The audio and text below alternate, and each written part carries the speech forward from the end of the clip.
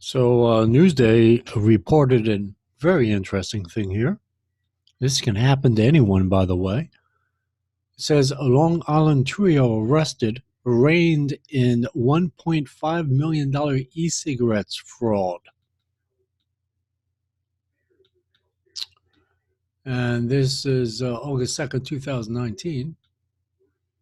It says a father and two sons were arraigned Friday after authorities seized 10,000 counterfeit e-cigarettes and other bogus vaping products worth $1.5 million from their homes in four stores that they own on Long Island. Authorities speaking at the Ecig news conference Friday said they also seized $140,000 in cash, two vehicles used to carry the black market goods. The joint investigation between federal and local agencies has also frozen 30 bank accounts that remain under investigation.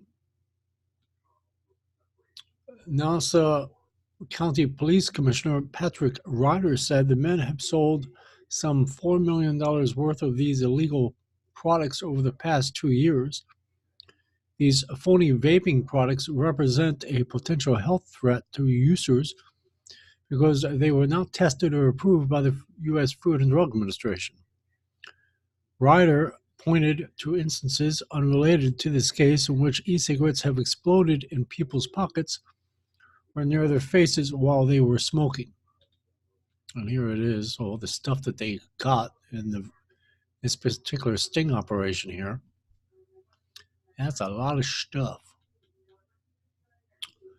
Nassau County Executive Laura Curran said these imitation products are particularly worrisome because the packaging matches the legitimate vaping products made by the company Logic. Authorities are sending the products for testing to find what is in them. Curran said, "You don't know what kind of poison you're putting in your body.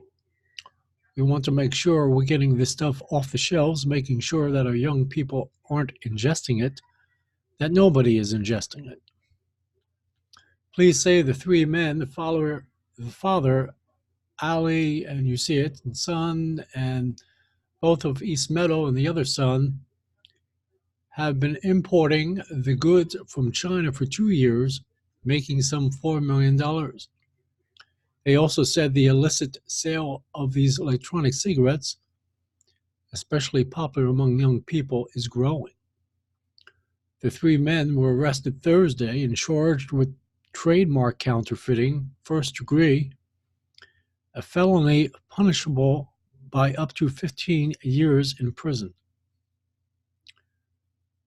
The attorney for the three men, Kevin O'Donnell, said his clients maintain their innocence. They look forward to their day in court. I think the government is going to have a hard time proving they knew they were dealing with counterfeit products. Police said the men sold the goods in Card Smart stores in Levittown, East Meadow, Comic, and a smoke and vape store in East Meadow. The men who owned those stores also sold the products on internet sites such as eBay. The men all pleaded not guilty at the arraignment and remain in custody. Bail was set at $25,000 and $12,500 cash. The men are here in the country illegally, police say. The judge ordered them to surrender their passports. The investigation, which began early this year, included Nassau County Police and District Attorney's Office, U.S. Homeland Security investigations, U.S. Customs and Border Patrol, and the New York City Police Department. And a representative from Logic released a statement after the arrests, saying the company cooperated in the investigation. He said, "Those involved in buying and selling counterfeit products don't care what they sell or to whom they sell it. It undermines all the efforts we take to ensure the quality of our products and they do not get into the hands of underage individuals." This is rather interesting. And I've been talking about like this for some time, about this black market. Be it black market, counterfeiting, whatever have you, trademark violations, all of this stuff.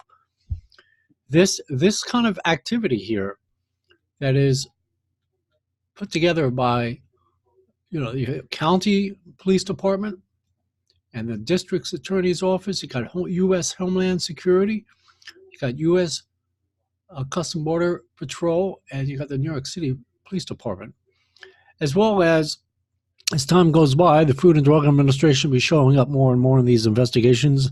Could be a Federal Trade Commission as well, even the United States Department of Treasury as well, will all kick into place. Why it would be the United States Department of Treasury is because maybe the sales tax, when they finally have their federal excise tax / user fee of $100 million, they will need to pay up on that for one thing.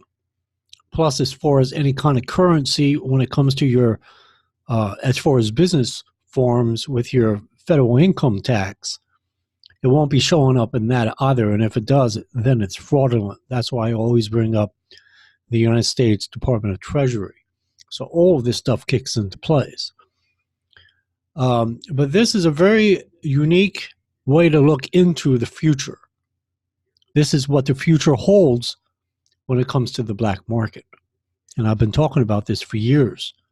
Eventually, all of these black market vaping products, be it counterfeit or clones or authentic devices and e-liquids, eventually when it hits the black market, these types of activities will go on. And one by one, through these sting operations and investigations, they will bust each and every one of them, especially if you're selling the product, that is, you're a retailer, or even manufacturing the product, but even retailers. And these three men here were retailers. Not only that, they're also considered importers.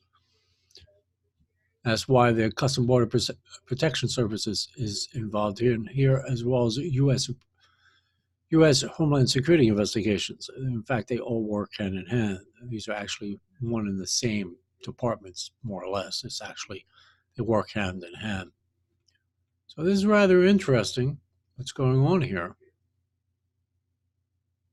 So this is all the products they busted. Especially these products probably have a manufacturer finished product date post-August 8, 2016. These are imports from China. You understand? As time goes by, this kind of conduct that is going on with the government is going to come down on this black market. Mark my words on it. It's going to be harder and harder as time goes by after May 11th, 2020 to have a black market. It'll be more difficult and more difficult and more difficult. Like it says, black market goods. So I want to share this with you. This is our future when it comes to the black market. Anyway, you guys have a good one. Bye-bye.